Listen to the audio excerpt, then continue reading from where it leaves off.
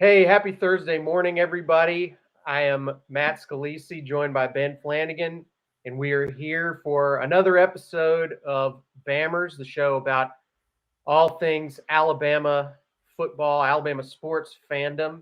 And Ben, we're joining our viewers today on the Thursday after a signing day. Traditionally, a very good morning for uh, Alabama fans, and this year's really no different. It once again was a good day for Alabama on the recruiting trail, a good year overall.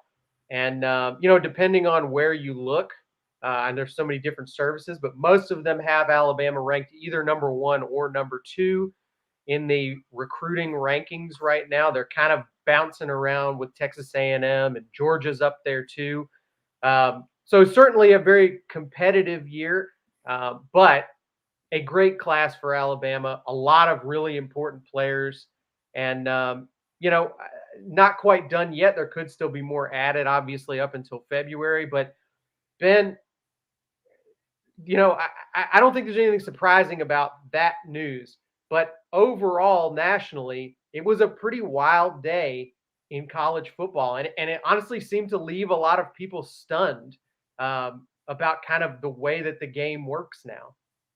Yeah, for sure. I mean, it's all about the transfer portal, early signing day. It's a new normal for college football in a lot of ways. But like Nick Saban seems to have, Alabama fans just need to adapt to it. And I think that they are, so long as they see results on the field. If they're winning national championships, I think most Alabama fans have started to not sweat recruiting nearly as much as they might have used to, studying every star, studying every position. How do these recruiting services rank each player? I think most people just think if Nick Saban wants them, then that's good enough for me, right? And if he signs them, that's probably who he wanted. Good enough for me. They're going to be in contention for a national championship. I mean, that being said, Alabama fans also like to see Alabama ranked number one, that they've won the recruiting class. And that is a little murkier this year, right? Alabama is not the unanimous number one in the recruiting world as of yesterday. I don't know how it'll end up early next year, but Matt, you tell me, should Texas A&M be beating Alabama and Nick Saban in recruiting right now? Like, we all know Jimbo Fisher is a very talented recruiter. He's a good coach. Texas A&M beats Alabama during the regular season, and then they beat them in recruiting. So do you see this as a major warning sign for Alabama potentially down the road with Texas A&M looming? Look, I think everybody would like to imagine that that Alabama is going to be suddenly very susceptible because they didn't get a number one recruiting class. I don't know that I would attempt to give anybody that hope in the rest of the country, because I think there are a couple of things at play here. Number one, yes, to some degree, some other programs have started to adapt and catch up a little bit to what Alabama's doing. I don't think you'll ever see Alabama just completely blow the competition away with a recruiting class again. That said, the reason why Alabama has been consistently more successful than anybody else is not because of one recruiting class ever. It's because they do this every single year. You don't have to have the number one recruiting class every year when you have the number one, two, or three every year, and you basically never have a down year ever. And I mean, the lowest ranked recruiting class that Nick Saban has had since his very first one in Tuscaloosa in 2007 was the number five class, which I believe was 2018. Just an absolute disaster, obviously, for Alabama to finish number five. That group of guys has already won a national title at Alabama. They won the 2020 national title. There's some key players there. A lot of them are seniors on this team, and it was a relatively small class. If you were at senior day in Bryant Denny Stadium this year, you saw there weren't a ton of guys who are leaving, and that's actually part of why Alabama is positioned pretty well for next year. But regardless, Ben, I think you're going to have other programs that recruit well. That is an important part of the process of becoming a great perennial power, but it is not the only part of it. And I think that's part of why Texas A&M, for example, who's been recruiting this well for a number of years now, LSU, Georgia, they've all recruited at an extremely high level in recent years, and they haven't had the same success as Alabama. In fact, only LSU out of that group has won a national title since their current coaches arrived. So it's tough. There's a lot of things that have to go your way. And Ben, I'll point to another thing that I think Alabama has done particularly well, probably as good or better than anybody else, is hitting the transfer market, which you mentioned. And that's already becoming a factor this year again, as we saw Alabama pick up Eli Ricks, who was a freshman All-American cornerback from LSU, one of the best players on that roster for the last couple of years.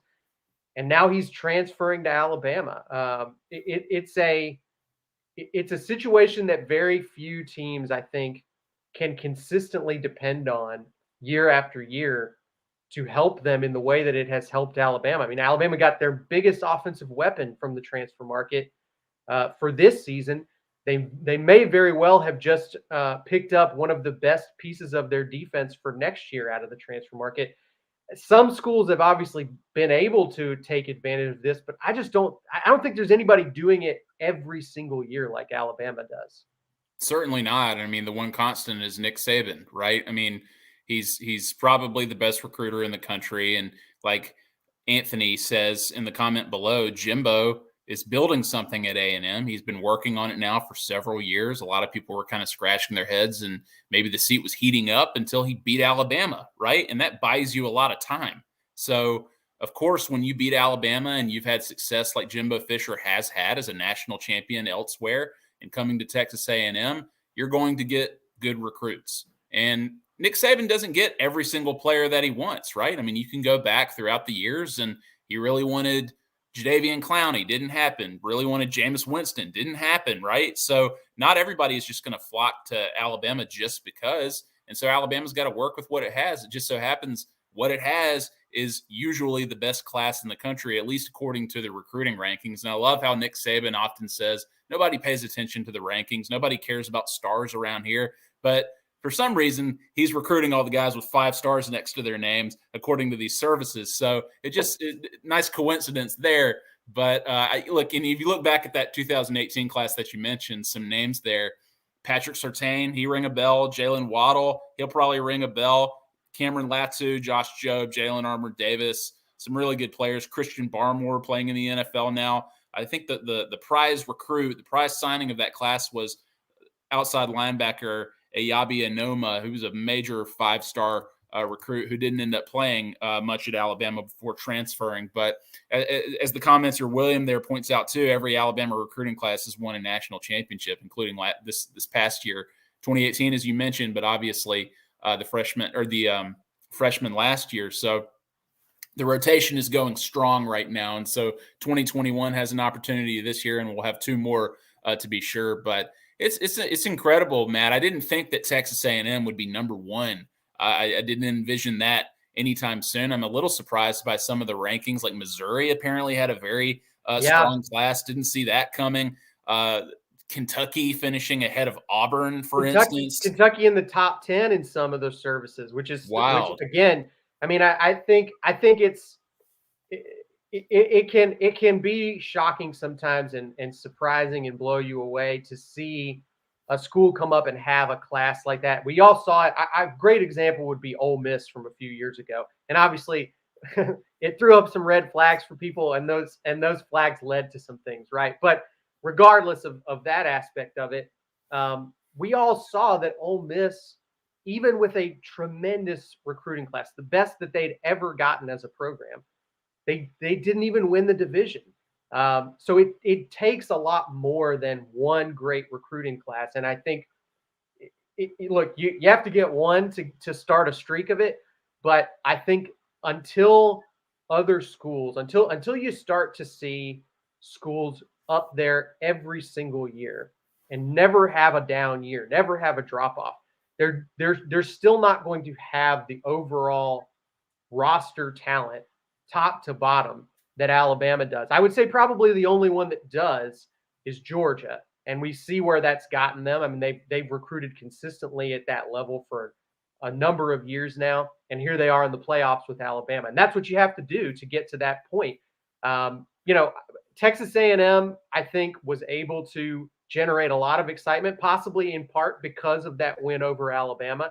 But can they do it again next year? Can they make this a habit of consistently recruiting great players? As somebody else pointed out in the comments, by the way, it was pretty heavy on the defensive side. They did get a couple of really, really good skill position players on offense, but mostly this Texas A&M recruiting class is built on having a great group of defensive players.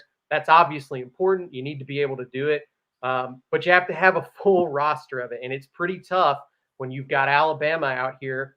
I mean, just running down the list, I mean, we see a shift in how Alabama has recruited over the last few years.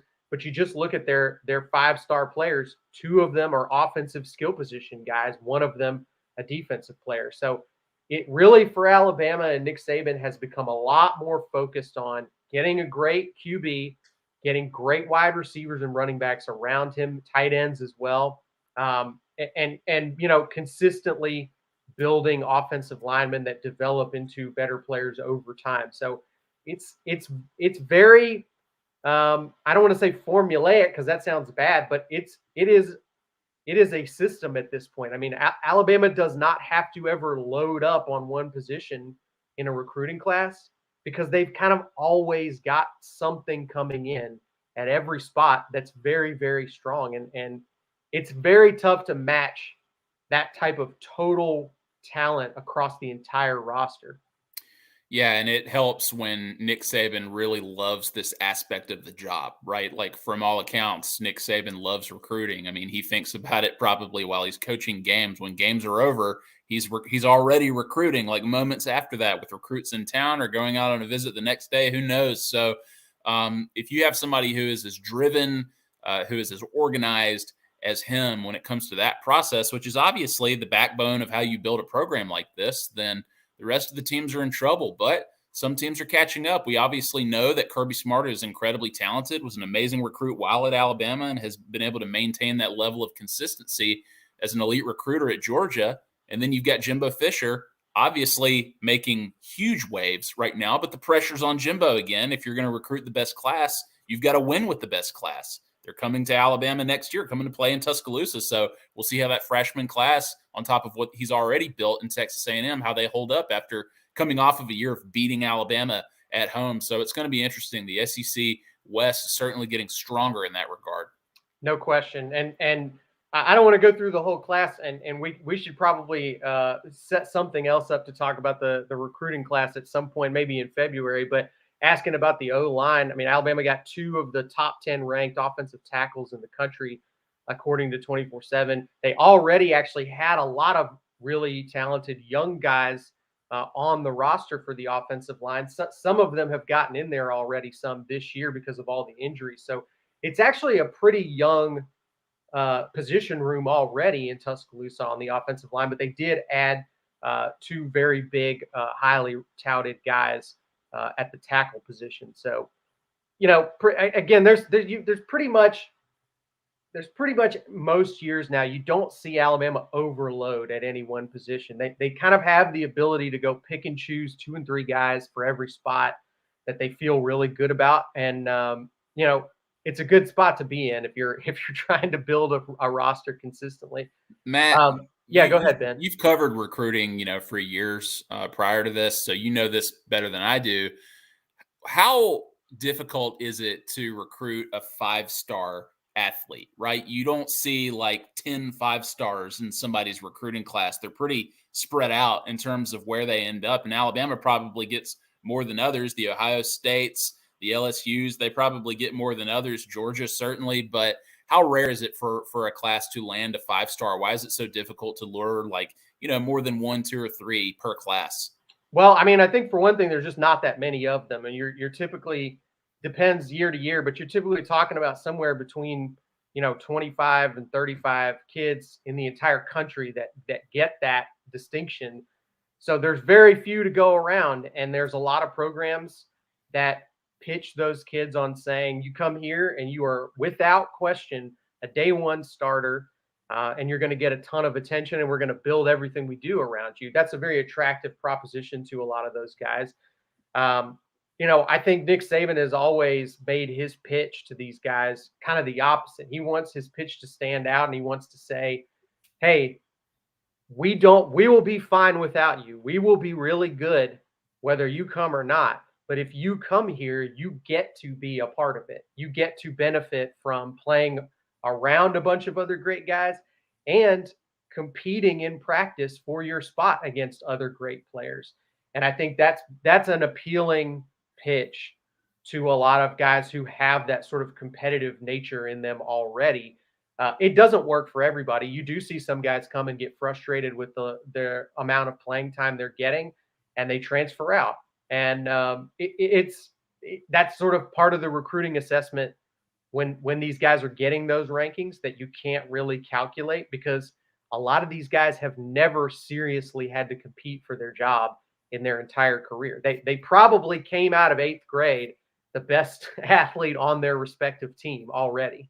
Yeah, it's funny, how often and how much more things are documented now. Like teams like Alabama and elsewhere, they're documenting so many aspects of the college football experience. But recruiting, despite people writing books and our reporting and other people's reporting, recruiting is still something that a lot of fans don't really get to see in terms of what really happens behind the scenes. What are those pitches like? We're seeing more and more of that, whether somebody leaks a Zoom call that they have with Saban, or somebody films with their cell phone when he's in the living room talking to the family. So we're seeing more and more of that, and maybe we'll see even more as the years progress. But it's interesting to learn more about Saban's pitches, right? Like you mentioned, the one that I think was kind of famously associated with Julio Jones, who is arguably the greatest recruit or the biggest recruit and the biggest one that Saban landed in terms of building what he has at Alabama, saying basically, you're not necessarily going to be the man. Like, we really want you, but you're going to have to work for that spot. And like you said, we're going to be fine without you. If you come to Alabama, we'll win. If you don't come to Alabama, we'll win. And you've seen too, when he's talking to guys who are going to be true freshmen, he kind of uses what he perceives, or maybe probably what he knows, as another team's pitch against them, right? Other teams saying, you're not going to play at Alabama because you'll be a freshman and you're not going to be good enough. And Nick Saban basically says, these guys don't think you're good enough to play here, right? So why would you be good enough to play there? So come and compete and win your spot and prove that you're good enough. And like you said, that works on guys, but some people want to be told that they're the man and they want to be coddled, et cetera. And look, I mean, it feels good to be told you're the man. It feels good to be told you're going to play day one, and it probably feels good to play day one. So we don't know what's happening in the heads of all these young men and the opportunities that they are getting when they're making this just insanely important decision for the rest of their lives. It's a really exciting time for them, and there's a lot of plates spinning at once for everybody. So it's just an insane process. I don't know how you and other people have covered it the way that you have so closely over the years, because it really is a lot to process, especially for those young men. Well, I certainly haven't covered it as closely the last few years as I did earlier in my career, when that was kind of my main job. But it has gotten wilder. I mean, I think that the sort of the early signing day obviously has made an impact. The NIL stuff we saw yesterday is really seems to be making a big impact.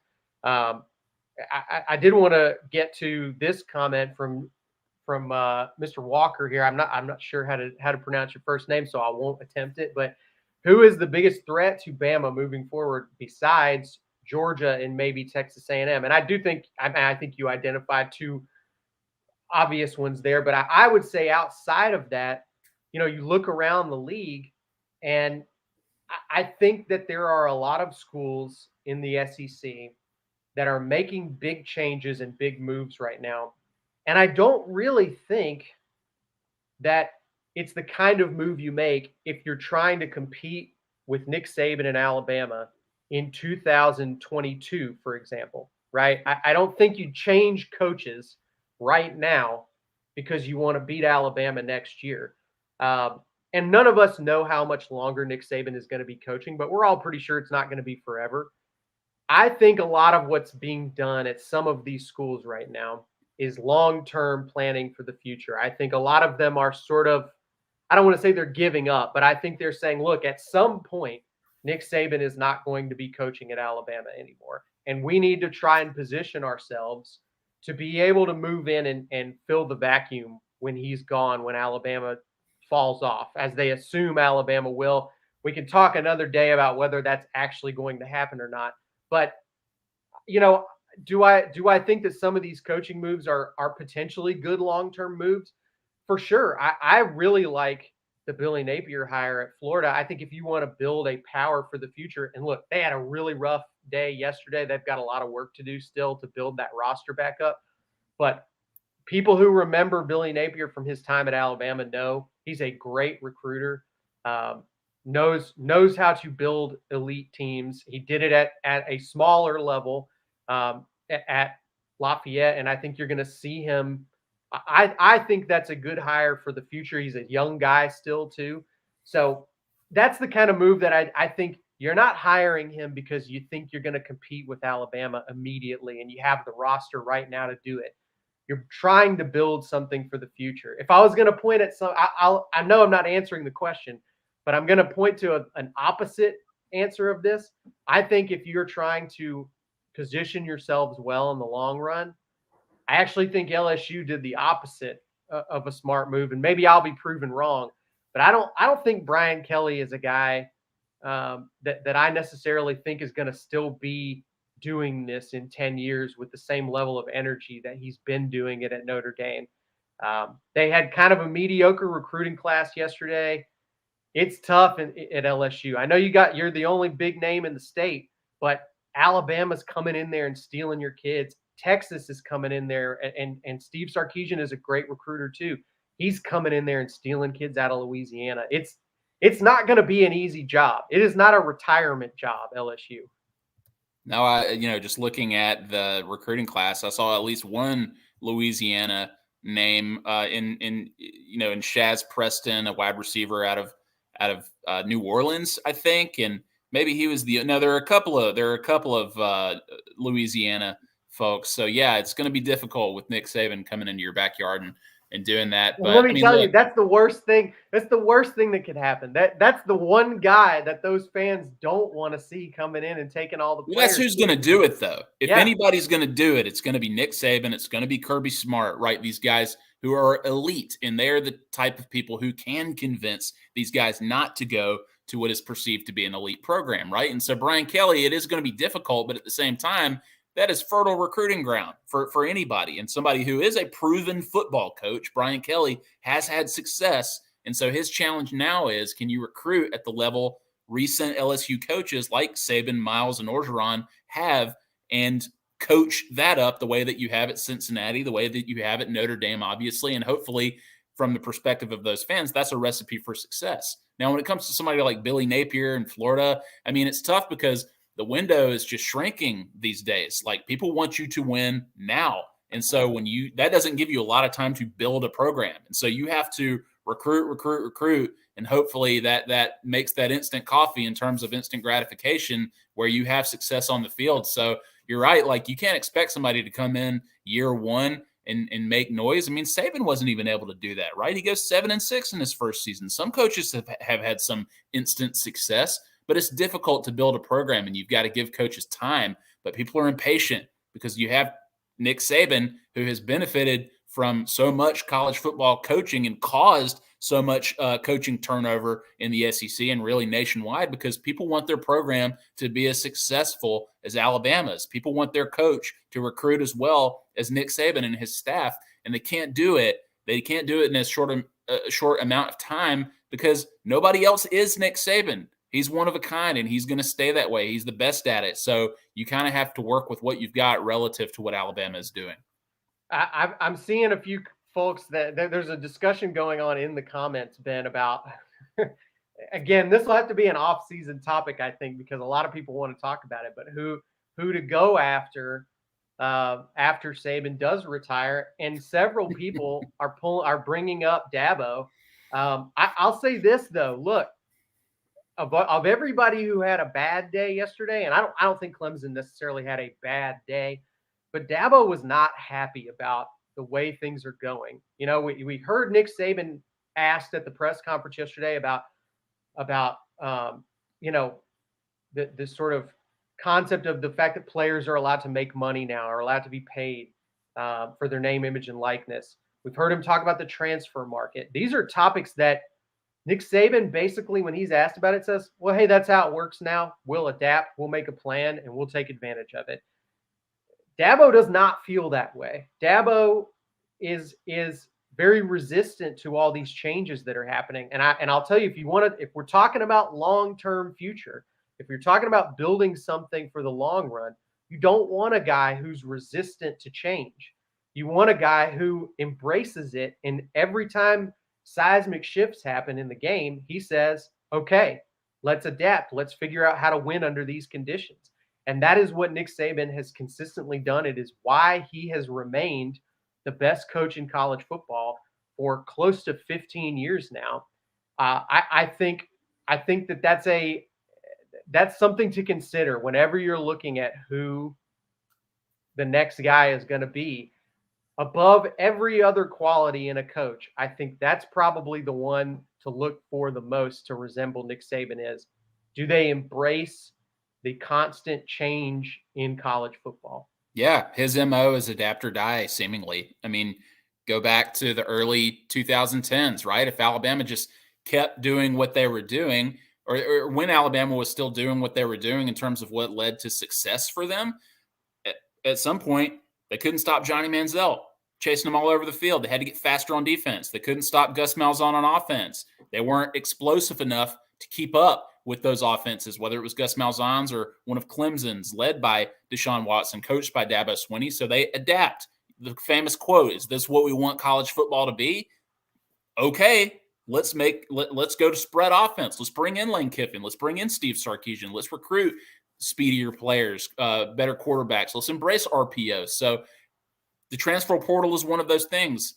NIL is one of those things, right? So Alabama Nick Saban has proven over and over he is willing to adapt. And if Dabo won't, then he'll find out the hard way what happens. That being said, I mean, yeah, if Nick Saban retires today or after this season, if Alabama rides off and wins the championship, he wants to ride off into the sunset. I still think Dabo is probably one of your first phone calls from whoever's making that decision for who will replace Nick Saban. But I mean, this is a major crossroads that coaches are at right now in terms of these things emerging in terms of like players wanting to go certain places where, yeah, maybe they can make money through NIL or they can they transfer. You got to keep them happy so that they don't, and if they do, then if you're on the receiving end in terms of you're trying to recruit more players to come and make it more advantageous to come to your program, then you've got to embrace the transfer portal. Look what Alabama's done. Henry To'oTo'o has had a really good season.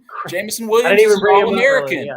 Jamison Williams is an All-American. Yeah. So he's taken advantage. He's proven where you can have success if you recruit the right players, if you're looking at the right time when those guys enter the portal. So, yeah, Nick Saban, adapt or die. I think that most coaches probably understand that, but Dabo and others who feel the same way and want things to be a certain way, especially when you were having success, right? You want things to be the exact same. The formula, you want the same formula to work, but if it doesn't, then you got to change. No question. All right, well, Alabama seems to be adapting well to whatever changes come their way. We will be monitoring that and bringing you guys more as the playoff quest begins in earnest. Really, next week we'll have tons of coverage for that for you guys at AL.com and wherever you're watching this. So thanks everybody for joining us as always. Hope you guys have a great weekend, and we will talk to you guys again soon. Appreciate it. This show is presented by the Mercedes-Benz Tech Program. To learn more about Mercedes-Benz's world of advanced automotive technology, text the word Mercedes to 55678 or visit www.learnmercedes.com.